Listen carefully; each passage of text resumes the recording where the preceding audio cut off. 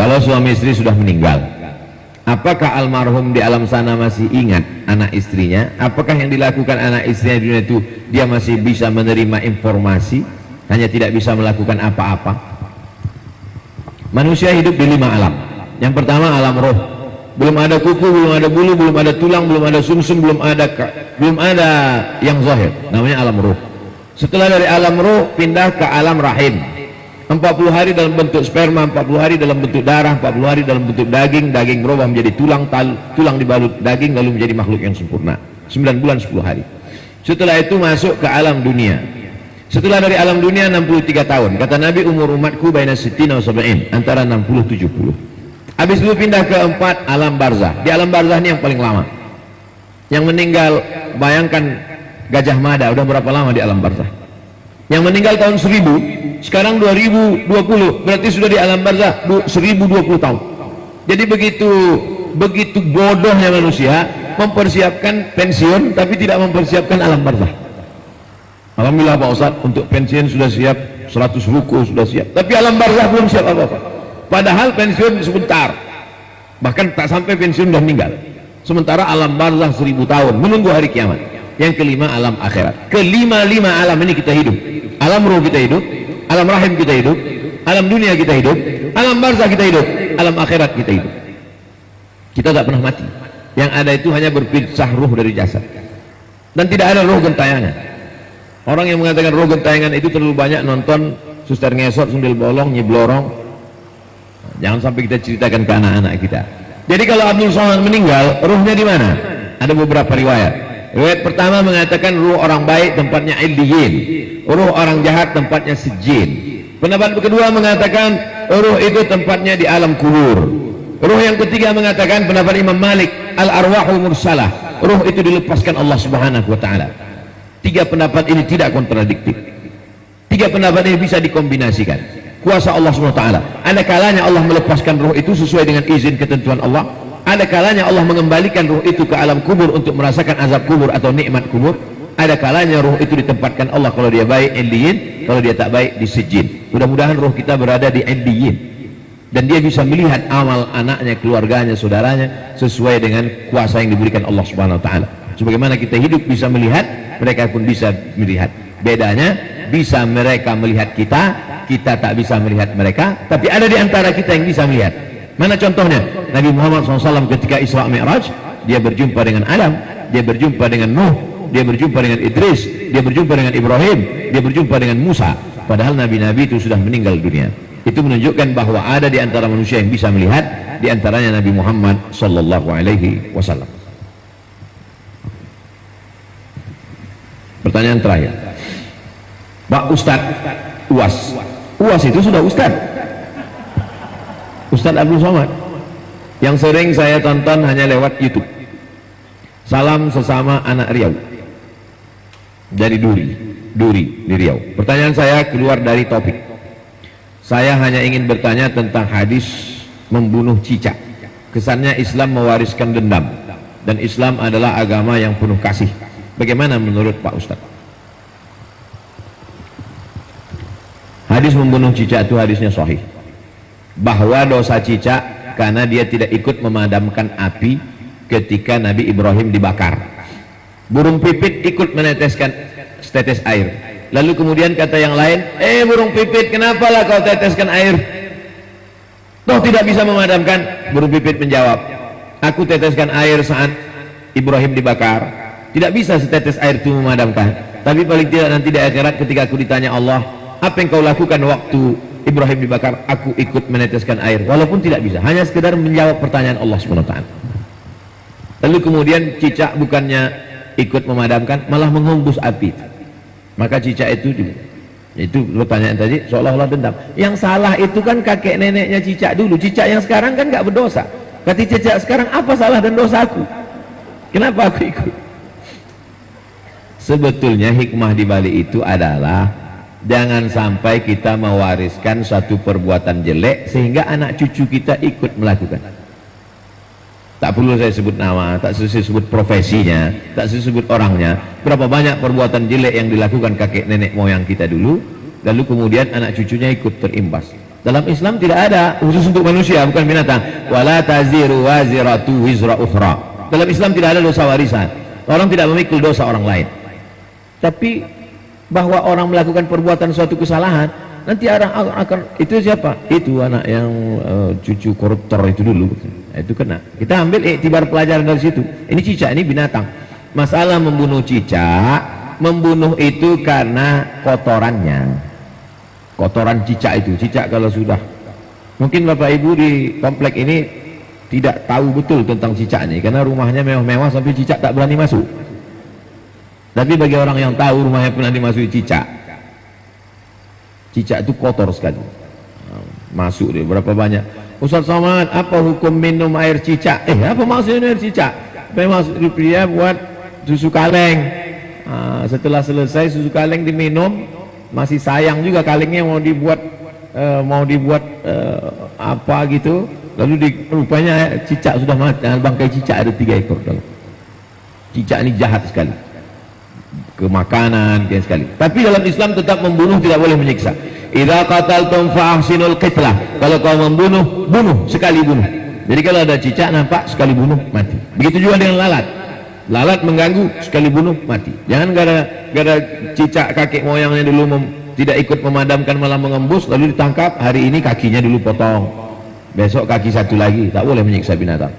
Binatang sedang sholat boleh membunuh binatang. Allahu Akbar, nampak ada binatang, uqtulul aswadaini fis shalah. Bunuhlah 2 binatang fis shalah, walaupun kau sedang sholat boleh. Apa itu yang dibunuh dalam sholat? Al-thu'ban, al-af'a wal-thu'ban, al-af'a wal-aqrab, al-thu'ban wal-aqrab. Thu'ban, af'a artinya ular, aqrab kalajengking. Boleh membunuh 2 yang hitam, ular dan kalajengking. HP hitam tak masuk. Ya, nanti jadi alasan sholat matikan HP. Kenapa? Bunuhlah 2 yang hitam. Salah satunya handphoneku ini. Bunuhlah 2 yang hitam walaupun kau sedang sholat. Jadi saya mau menjelaskan bahwa hadis tentang membunuh binatang tidak hanya pada cicak, ular, kalajengking, lalat, lalu kemudian ini termasuk cicak. Nah, jadi pemahamannya secara umum. Jadi Islam tidak mewariskan kita menjadi pendendam untuk membunuh hanya sekali pukul mati. Itulah yang dapat saya jawab, yang saya sampaikan. Mudah-mudahan bermanfaat dan bermakna. Pertemuan kita ini mendatangkan barokah insyaallah. Amin ya rabbal alamin. Jazakumullah khair kepada Gurunda atas semua pertanyaan yang Masya Allah, Tabarakallah. Mudah-mudahan bermanfaat untuk kita. Sebelum kita tutup dengan doa, ini ada saudari kita yang ingin memeluk agama Islam. Ustaz Abdul Somad, Pak Bobi bisa dibantu? Boleh?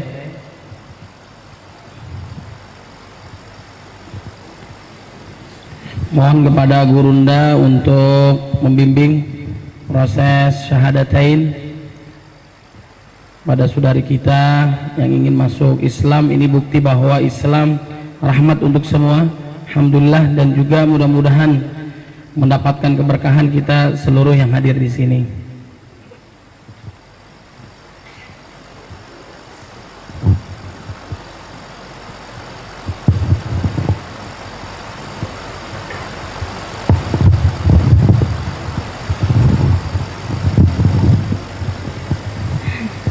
Pegangin aja. Ya, kembali aja. Oh ya.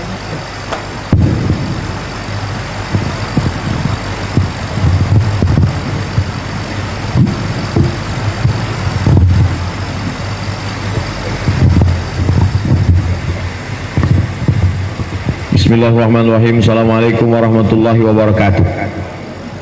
Alhamdulillah rabbil alamin, wassalatu wassalamu ala asyrafil anbiya'i wal mursalin wa ala alihi wa sahbihi ajmain. Ini bukanlah syahadat yang pertama. Syahadat pertama saudariku sudah bersyahadat di alam ruh. Ketika itu ruh belum berjumpa dengan jasad. Wa idz akhadha rabbuka min bani adama min zuhurihim dzurriyyatahum wa asyhadahum ala anfusihim. Ketika itu Allah bertanya kepada seluruh ruh. Allah bertanya, alastu bi rabbikum, bukankah aku ini Tuhan kamu? Waktu itu semua ruh berserentak menjawab, bala syahidna, kami bersaksi engkaulah Tuhan kami, la ilaha illallah. Lalu kemudian setelah itu ruh masuk ke dalam jasad. Ada yang masuk ke dalam jasad, emaknya beriman, ada emaknya tak beriman. Lalu kemudian ini semuanya menjadi ujian. Kebetulan saya masuk ke dalam ruh masuk ke dalam jasad ibu saya orang Sumatera beriman, saya menjadi muslim. Ada saudaraku yang masuk ke dalam perempuan yang tidak beriman, lalu dia non muslim, dan kemudian dia dengan akalnya mencari, kemudian dia menemukan, maka mereka diberikan keutamaan luar biasa. Catatan amal mereka bersih suci-sucinya, mereka adalah orang-orang yang diampuni Allah dosanya, catatan amalnya dimulai sejak hari ini. Maka saudara-saudari adalah sejak bersyahadat ini nanti menjadi bagian dari saudara kita. Selama ini saudara kita sebangsa setanah air negara kesatuan Republik Indonesia, sejak bersyahadat maka ada dua ikatan kita, satu saudara senegara, setelah ini nanti saudara seiman dan seislam. Saudari Florensani Arungbone, apakah masuk Islam ini murni karena diri sendiri, tidak ada paksaan dari pihak manapun? Ya Pak Ustadz, ini murni dari hati saya. Bersedia tanda tangan materi 6.000? Sangat bersedia. Ini sebagai aturan negara saja. Sebetulnya andai ada orang bersyahadat cukup, tapi kalau dia bersyahadat sendiri nanti menjadi masalah penyelenggaraan jenazah. Bagaimana, siapa yang memandikan, mengkafankan, dikubumikan, dimakamkan, disolatkan, dimakamkan. Dengan ini nanti kita semua menjadi saksi. Pembimbingnya, salah satu dari saudari kita ada pembimbingnya, supaya tidak hanya sekedar syahadat, habis syahadat selesai, tapi dibawa ke mu'alaf center, supaya diperhatikan sholatnya, puasanya. Setelah dia bersyahadat wajib sholat, wajib berpuasa, menunaikan zakat. Mudah-mudahan diberikan Allah rezeki bisa berhaji ke Baitullah. Ikuti saya. Asyhadu Asyhadu an an la ilaha la ilaha illallah. illallah. Aku bersaksi Aku bersaksi bahwa tiada Tuhan tiada Tuhan selain Allah. selain Allah. Wa asyhadu Wa asyhadu anna anna Muhammadan Muhammadan Rasulullah. Rasulullah. Aku bersaksi Aku bersaksi bahwa bahwa Nabi Muhammad Nabi Muhammad utusan Allah. utusan Allah. Kita ulang sekali lagi. Asyhadu Asyhadu an an la ilaha la ilaha illallah. illallah. Aku bersaksi Aku bersaksi bahwa bahwa tiada Tuhan tiada Tuhan selain Allah. selain Allah. Wa asyhadu Wa asyhadu anna anna Muhammadan Muhammadan Rasulullah. Rasulullah. Aku bersaksi Aku bersaksi bahwa bahwa Nabi Muhammad Nabi Muhammad utusan Allah. utusan Allah. Allahu Akbar. Allahu Akbar. Allahu Akbar. Maka sejak hari ini saudari kami Florensani Arungbone menjadi salah satu saudara kita seiman dan seislam. La yu'minu ahadukum, kamu tak beriman hatta yuhibba li akhihi ma yuhibbu li nafsihi, sampai kau sayang kepada saudaramu seperti sayang pada diri sendiri. Tidak hanya bersyahadat, setelah ini kita tanya ibu-ibu bil khusus. Ibu-ibu tanya apa keperluannya, bagaimana sholatnya, bagaimana mukenanya, bagaimana hafalan-hafalan surat-surat pendeknya, menjadi bimbingan kita semua. Ajak berkomunitas, ada kajian-kajian, ikuti sertakan. Mudah-mudahan kita semuanya diberkahi Allah Subhanahu wa taala. Ala hazinniya wa kulli niyatin salihah. Al-Fatihah.